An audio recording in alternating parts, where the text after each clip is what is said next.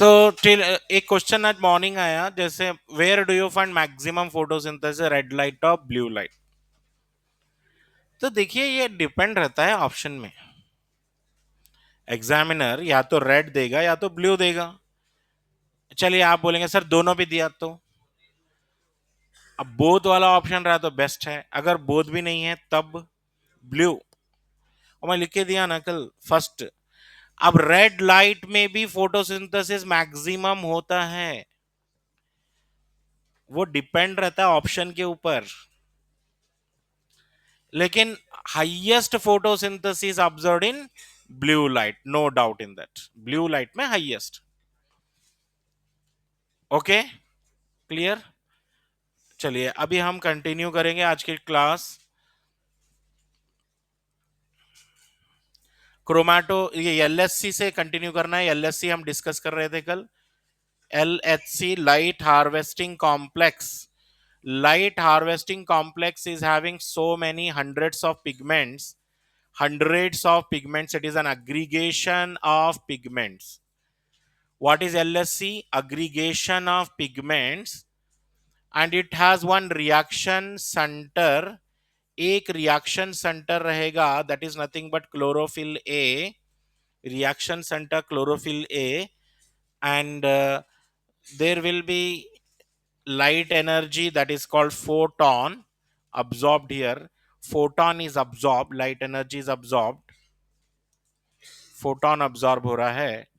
And these are hundreds of pigment molecules.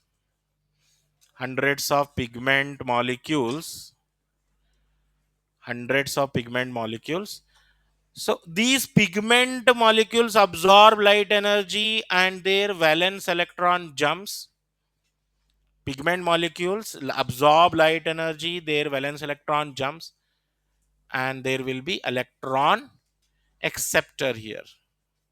एक electron acceptor भी रहेगा। तो यहां पे पॉइंट क्या लिखना है? all pigments are the part of LHC, except chlorophyll A.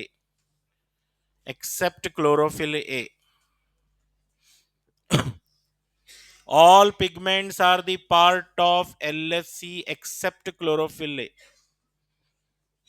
Chlorophyll A is not the part of LHC. अब यहाँ पे बहुत सारे बच्चों को डाउट यही आता है, सर ये LHC में ड्रॉ करे सो है क्लोरोफिल ए, और मैं बोल रहा हूँ ये LHC का पार्ट नहीं है।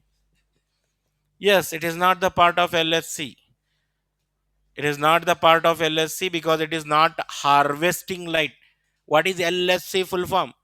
Light harvesting complex, मतलब ये लाइट को ऑब्जॉर्ब करने वाला पिग। और chlorophyll A is not absorbing light directly. It is not absorbing light directly.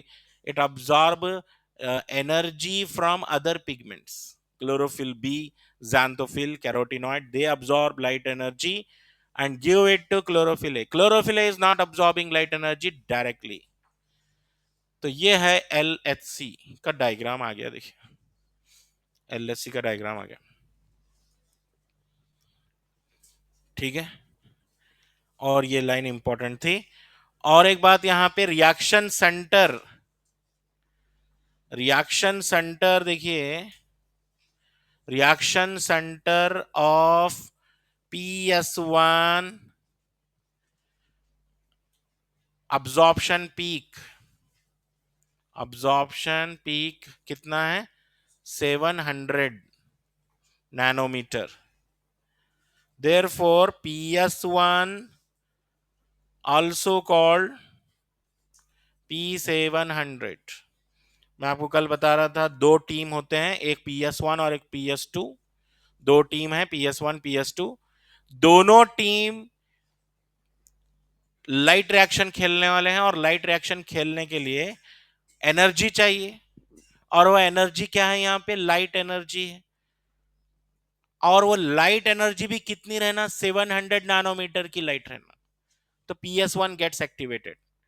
Same ऐसे रिएक्शन सेंटर आप लिखना चाह रहे हैं, रिएक्शन सेंटर ऑफ PS2, इसका अब्जॉर्प्शन पीक कितना होगा? अब्जॉर्प्शन पीक कितना होगा? 680 nanometre. Therefore PS2 also called P680। So दोनों टीम जैसे ही ग्राउंड में उतरेंगे खेलने के लिए, ग्राउंड मतलब क्या है यहाँ पे? Grana. PS1 PS2 both are present in ग्राना।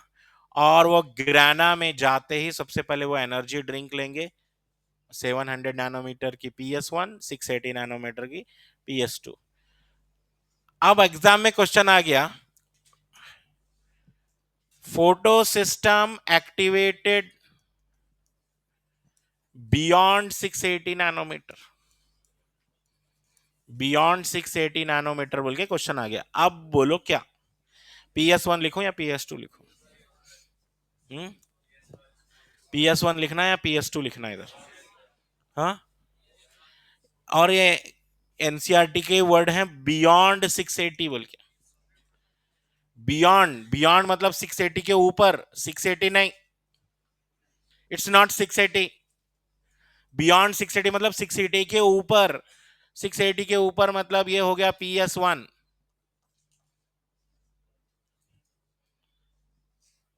अगर क्वेश्चन होता photo system activated at 680 nanometre तो PS2 था ना वो। देखो सिंपल ऐसा याद रखना है, PS1 P700, PS2 P680, PS1 700, PS2 680। फिर आप बोलेंगे सर इधर PS1 क्यों लिखे 680? ये 680 नहीं है, ये 680 दिख रहा आपको, बियॉन्ड 680 है ये। ओके, ये बात क्लियर हो जाना। चलो नेक्स्ट, कंफ्यूज कहां होते हैं वो भी बता दिया मैं आपको, अलर्ट कर दिया। ये बियॉन्ड एनसीईआरटी का वर्ड है, कंफ्यूजिंग लाइन है ये, केयरफुल। नेक्स्ट, नेक्स्ट देखिए क्रोमैटोग्राफी बोल के वर्ड आ रहा है, chromatography. separation of plant pigments, separation of plant pigments, separation of plant pigments, separation of plant pigments is called chromatography। Just like आपके नोटबुक का जैसा पेज है, ऐसा क्रोमैटोग्राफी का एक पेज होता है। आपको क्या करना है, लीफ लेना है, क्रश करना है, ग्राइंड करना है, वो जो भी मटेरियल है पाउडर उसके ऊपर रखना है, वो सेपरेट हो जाएंगे according to their colours, they are going to be separated. जैसे ये पेपर है, क्रोमैटोग्राफी पेपर है, एंड दिस क्रोमैटोग्राफी पेपर के ऊपर जैसे ही आप प्लांट मटेरियल ग्राइंड करके रखेंगे तो you will get different colour bands, 1 2 3 4 different colour band. और सरप्राइजिंग यहाँ पे ये है, सब लोग हम समझते हैं leaf are green in colour,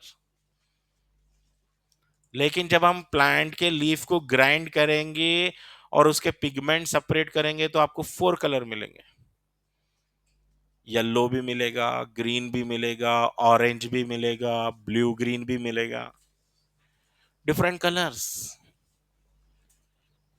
सो जैसे कि क्लोरोफिल ए है ना, ये ब्लू ग्रीन कलर है, ये blue green colour. What is a blue green colour pigment? Chlorophyll A, blue green colour. Name the chlorophyll pigment present in blue green algae. Second chapter biological classification, cyanobacteria. Chlorophyll A is present in blue green algae, cyanobacteria याद है, उसको भी blue green algae बोल रहे थे, और इसका colour भी क्या है? ब्लू ग्रीन कलर है। क्लोरोफिल बी ये येलो ग्रीन है, येलो ग्रीन। और एक आता है पिगमेंट प्लांट में ज़ैंथोफिल बोल के, and this xanthophyll is going to be yellow. और एक पिगमेंट आता है carotenoids, carotenoids are going to be yellow to yellow to orange, yellow orange बोल सकते हैं। ये भी मैच द फॉलोइंग में बेहतरीन क्वेश्चन है ये, मैच द फॉलोइंग में अच्छा क्वेश्चन बन सकता है। व्हाट इज क्रोमेटोग्राफी मालूम हो गया है। What is the most abundant pigment, can you say? Chlorophyll is the most abundant pigment. What is action spectrum, what is absorption spectrum, सब मालूम हो गया आपको। एक्शन स्पेक्ट्रम, अब्जॉर्प्शन स्पेक्ट्रम से फिर भी कुछ बच्चों को डाउट है, आज की क्लास वहीं से बात कर रहे थे हम। ऐसा कुछ एक्शन स्पेक्ट्रम बताया है, ये ब्लू कलर है, ये रेड कलर है। एक्चुअली यहां पे नहीं लिखना चाहिए, मैं ब्लू और रेड एक्स एक्सिस पे लिखना चाहिए। ये ब्लू लाइट है, ये रेड लाइट है। Maximum photosynthesis takes place in which light? तो आप बोलेंगे ब्लू लाइट में सबसे ज्यादा फोटोसिंथेसिस। अगर ऑप्शन में ब्लू है नहीं, तब क्या करना है? रेड। अब एनसीईआरटी के वर्ड क्या है, मैं वो लिख के देता हूं। Most effective light for photosynthesis, effective lights for photosynthesis,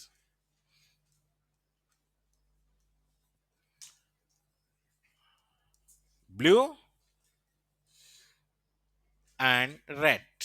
ये एनसीईआरटी के वर्ड्स, ब्लू एंड रेड। अगर दोनों में से एक चूज करना रहा तो ब्लू, ऑप्शन में ब्लू नहीं है तो रेड, दोनों भी रहे तो दोनों भी लेना। अब कुछ बुक में लिखा हुआ रहता मैक्सिमम फोटो, क्वेश्चन सॉल्व करते वक्त maximum photosynthesis takes place in red light, तो आप बोलेंगे सर तो ब्लू बोले थे, यहाँ पे रेड क्यों लिखे? दोनों भी राइट है, वो ऐसा डिपेंड करता है वो क्वेश्चन। चलो नेक्स्ट, अभी हम फोटो फास्फोरिलेशन में जाएंगे। फोटो फास्फोरिलेशन में नॉन साइक्लिक फोटो फास्फोरिलेशन, क्या है टॉपिक का नाम? Non cyclic photo phosphorylation. Non cyclic photo phosphorylation, non cyclic photo phosphorylation, it is also called Z scheme, Z scheme।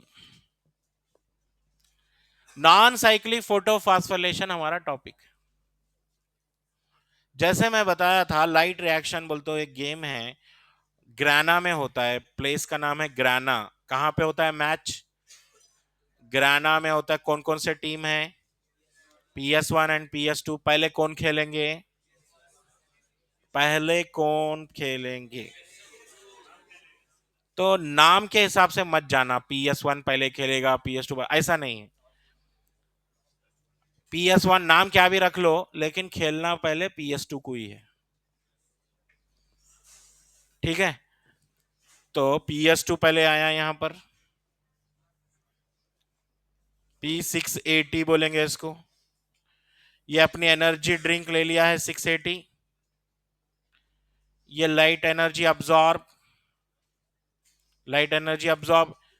जैसे ही लाइट अब्सॉर्ब करे, energy मिल गई इनको। एनर्जी मिलते ही इससे एक्साइटेड इलेक्ट्रॉन्स निकलेंगे, excited electrons, and those excited electrons are accepted by pheophytene and then plastoquinone, and then cytochrome B6, and then cytochrome F, and then plastocyanin। It's just like football match। PS2 पहले ball pass करेगा, football पास करेगा इसके team member के पास, इसके team member के पास पास करेगा या दूसरे टीम मेंबर को पास करना? इसके ही टीम मेंबर को पास करना, फियोफाइटिन। फिर वहां से बॉल जो है प्लास्टोक्यूनॉन, फिर वहां से साइटोक्रोम बीसी, वहां से साइटोक्रोम एफ, फिर वहां से प्लास्टोसैनिन, फिर वहां से जो है दूसरी टीम वाला बॉल छीन लेगा, PS1, ये P700, ये भी रेडी था लाइट एनर्जी अब्सॉर्ब करके। दोनों फोटो सिस्टम रेडी थे पहले ही लाइट एनर्जी अब्सॉर्ब करके। देन PS1 से फिर इलेक्ट्रॉन ऊपर जाएंगे एक्साइट होके, और FRS के पास जाएगा, FRS से FD के पास जाएगा, FD से सीधे यानी DP प्लस ले लेगा इलेक्ट्रॉन। फाइनल बॉल कौन रिसीव करेगा? यानी DP प्लस, यानी DP प्लस। अब आप बोलेंगे सर किस बेसिस पे हम बोल रहे हैं कि ये फर्स्ट, आपके माइंड में ये भी क्वेश्चन आना चाहिए कि किस बेसिस पे बोल रहे हैं सर, पहले फियोफाइटिन ही आना है, फिर प्लास्टोक्यूनॉन ही आना है, फिर नेक्स्ट मेंबर साइटोक्रोम B6 ही आना है। जो टीम का जो कैप्टन होता है ना, वो डिसाइड करता है कि कौन कहां पे ठहरेगा, कौन कहां पे ठहरेगा, है ना, कैप्टन के हाथ में है वो। ठीक, तो किस बेसिस पे ठहराएंगे हम इसको? किस बेसिस पे ठहराएंगे? Depending upon the redox potential scale, depending on decreasing redox potential scale. मतलब फियोफाइटिन की सबसे ज्यादा रेडॉक्स पोटेंशियल है, उसके बाद प्लास्टोक्यूनॉन की रेडॉक्स पोटेंशियल स्केल, उसके बाद रेडॉक्स पोटेंशियल, उसके बाद देखो हर एक मेंबर यहां पे दो काम कर रहा है, हर एक मेंबर दो काम कर रहा है, दो काम कर रहे हैं हर मेंबर। क्या कर रहे हैं? एक तो इलेक्ट्रॉन ले रहे हैं, फिर एक इलेक्ट्रॉन लॉस भी कर रहा है। ठीक है, इलेक्ट्रॉन गेन भी करना, इलेक्ट्रॉन लॉस भी करना। You are not following Hund's rule, come forward. First fill lower orbitals man, और उधर देखो लोन पेयर ऑफ इलेक्ट्रॉन।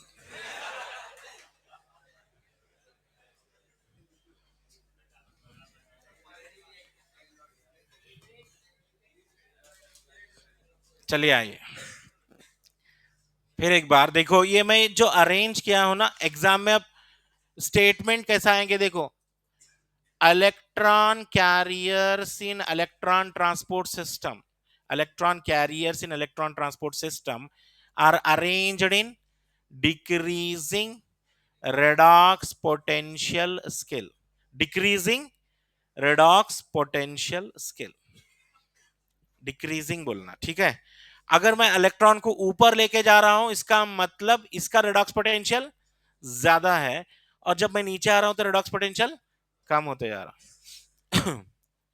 आपने बॉल कैच किया, रिड्यूस हो गया आप, फिर बॉल पास कर दिए, ऑक्सीडाइज हो गए। तो मतलब एक बार ऑक्सीडेशन भी करे रिडक्शन भी करे आप, तो क्या हुआ आपका रेडॉक्स, रेडॉक्स पोटेंशियल क्या हो गया आपका? डिक्रीज हो गया। ऑक्सीडेशन करना मतलब लॉस ऑफ एनर्जी, ऑक्सीडेशन मतलब क्या है? Loss of energy. तो यहां पे हर मेंबर ऑक्सीडेशन रिडक्शन हो रहा है, और यहां पर देखिए इलेक्ट्रॉन का ऐसा फ्लो हो रहा है। आप बोलेंगे what is the advantage of moving this electrons like this, up and down up and down? So electron flow से एनर्जी निकलेगी, इलेक्ट्रॉन जब ऐसा फ्लो होंगे तो एनर्जी निकलेगी, और वो एनर्जी यूज हो जाएगी यहां पे for the formation of ATP. ATP बनेगा यहां पे बॉन्ड बनाने के लिए। एडीपी और इनऑर्गेनिक फास्फेट के बीच में बॉन्ड बनने के लिए, बॉन्ड बनने के लिए क्या चाहिए आपको? एनर्जी चाहिए। और वो एनर्जी कहां से आ रही है? इलेक्ट्रॉन फ्लो से आ रही है, इलेक्ट्रॉन फ्लो से। और एक बात यहां पर देख लो, PS2। आप बोलेंगे सर PS2 ये कैसा फुटबॉल मैच है? देखो यहां से ये फुटबॉल पास हुआ, वापस ही नहीं आया, स्टेडियम के बाहर ही चले गया बॉल। तो ऐसा बोलते कितने बॉल लाना अब हम, तो अनलिमिटेड चाहिए यहाँ पर। तो इसलिए यहाँ पे बॉल सप्लाई करने के लिए, इलेक्ट्रॉन सप्लाई करने के लिए वाटर मॉलिक्यूल रखेंगे।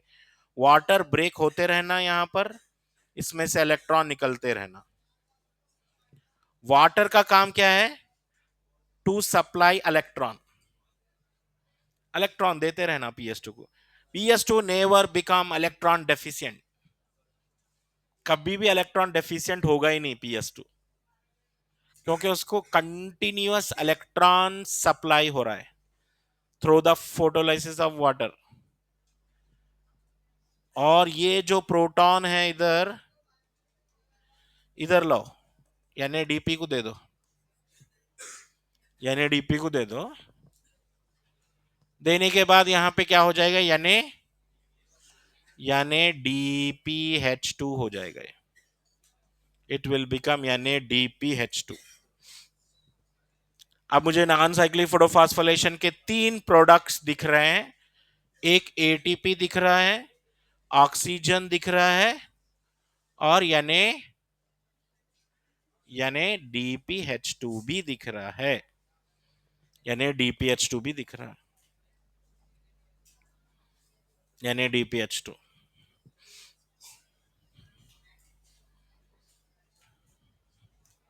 ये हो गया नॉन साइक्लिक। अब एग्जाम में फाइनल बात तो यही है कि एग्जाम में क्वेश्चन कैसा आएगा।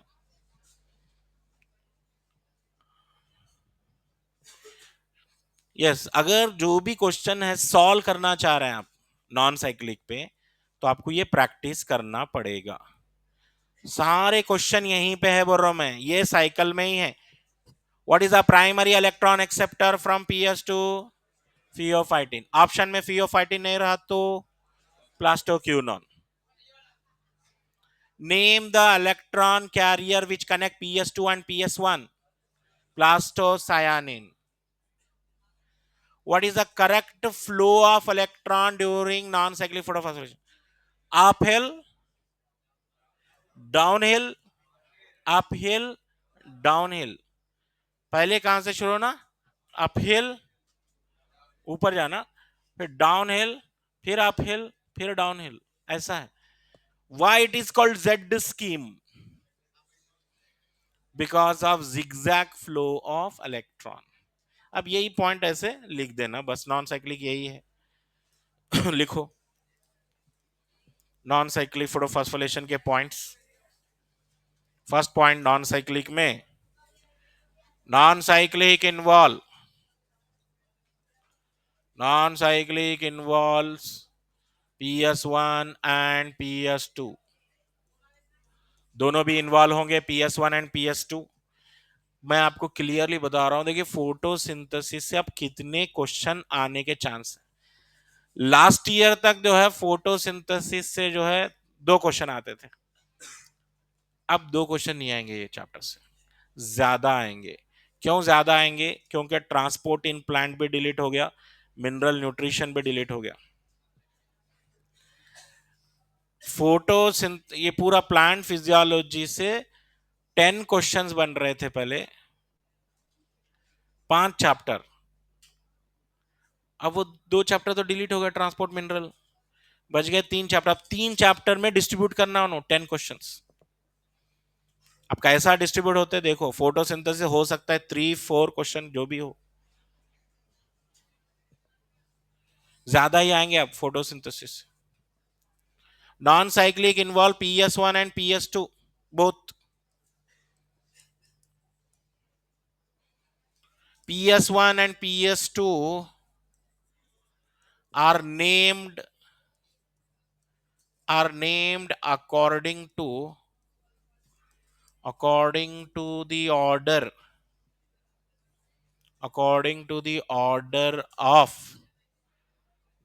of discovery, according to the order of discovery। मतलब PS1 पहले डिस्कवर हुआ इसलिए PS1 नाम दे दिए। अगर PS2 पहले डिस्कवर होता तो उसको PS1 बोलते थे, नहीं समझे? PS1 PS2 किस बेसिस पे नाम दे रहे हैं बोलते हैं अकॉर्डिंग टू डिस्कवरी। ऐसा क्यों लिखना पड़ रहा है मुझे? इसलिए लिखना पड़ रहा है क्योंकि जब हम मैकेनिज्म पढ़ रहे हैं तो पहले PS2 काम कर रहा है। पहले PS2, एक्चुअली पहले PS1 काम करना चाहिए। तो नाम ऐसा गलत क्यों दिए? PS2 पहले काम करेगा फिर PS1। According, they are named according to order of discovery, not according to not according to function, not according to function. Function के बेसिस पे नहीं बोल रहे हम ये, not according to function.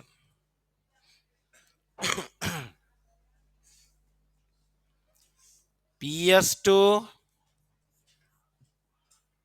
and PS1 connected, PS2 and PS1 connected through electron transport system, through electron transport system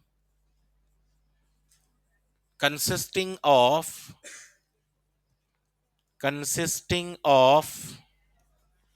cytochromes, consisting of what?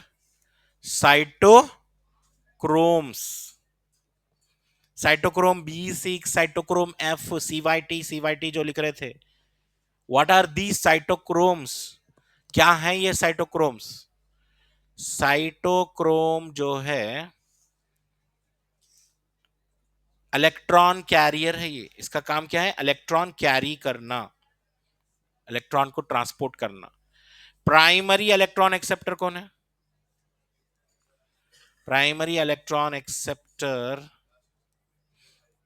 Primary electron acceptor है pheophytin.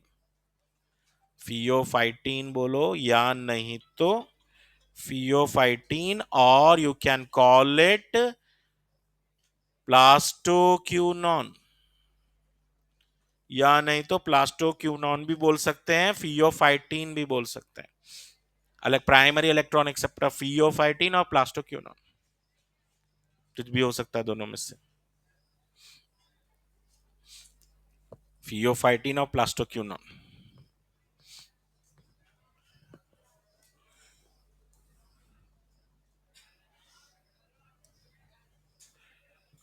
ठीक है।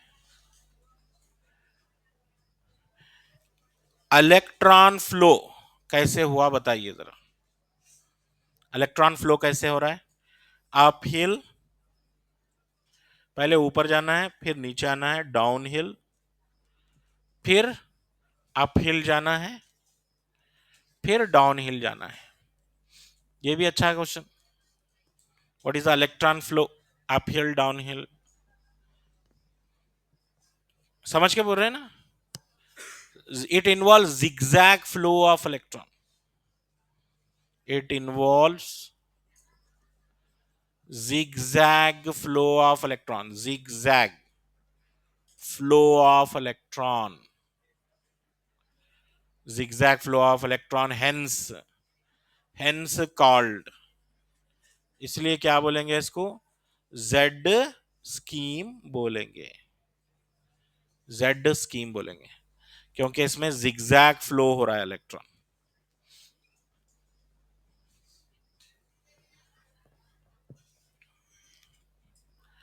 What is photophosphorylation?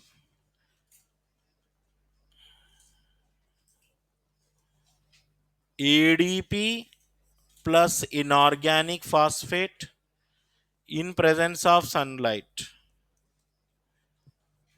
ATP बना, this is called photophosphorylation. यही है photophosphorylation. Photophosphorylation मतलब ATP formation होना, ATP का formation होना from ADP and inorganic phosphate, ADP inorganic phosphate joins and form ATP.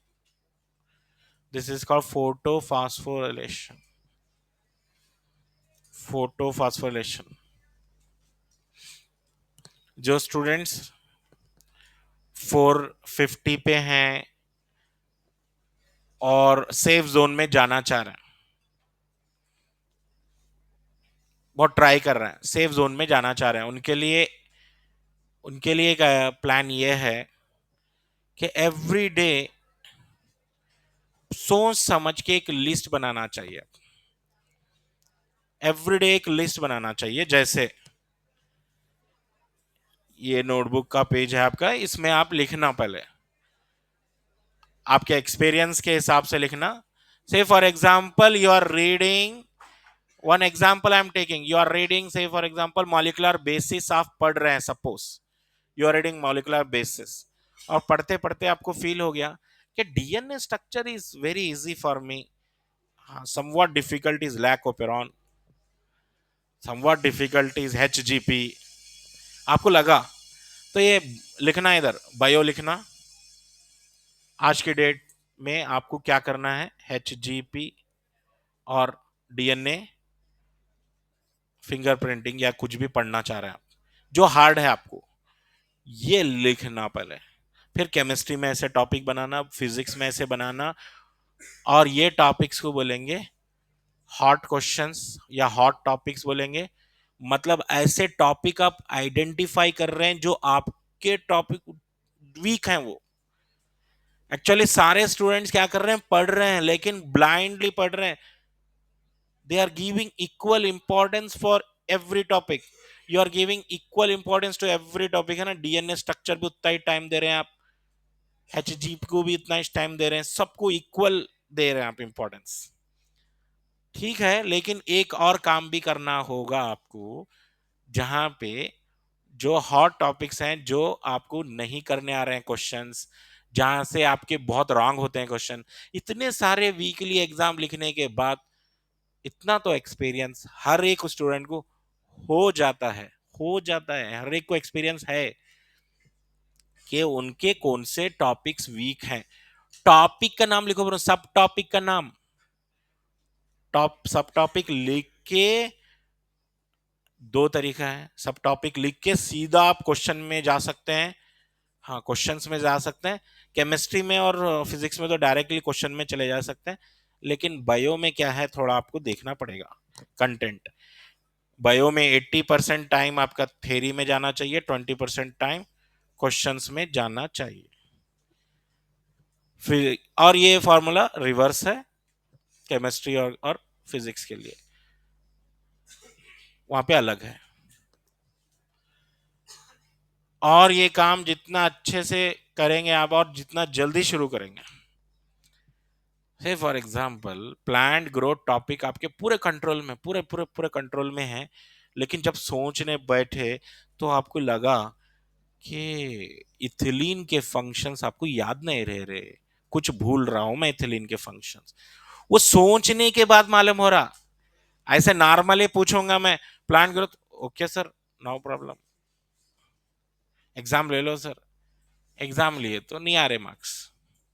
Actually क्या है ना, आप आइडेंटिफाई करना कि आपका कहाँ पे लैगिंग है, उस सब टॉपिक का नाम लिख लिख के आज की डेट लिखना, और डेट लिख के आज के सब टॉपिक कंप्लीट करना, कल के डेट फिर कल के सब टॉपिक नेम। इस टाइप से आप है ना डेली वर्क शुरू कर दो। यहाँ पे ज्यादा स्टेप जरूरी क्या है मालूम, थिंकिंग। क्या जरूरी है, थिंकिंग करना जरूरी है। ओके, थिंक करेंगे तो आपको मालूम होता है कि क्या पढ़ना है, वरना आप ब्लाइंडली तो हर चीज पढ़ते जा रहे हैं, ब्लाइंडली तो हर चीज पढ़ते जा रहे हैं। थोड़ा सोच समझ के पढ़ो। नेक्स्ट क्लास में हम कंटिन्यू कर लेंगे जेड स्किल। Thank you.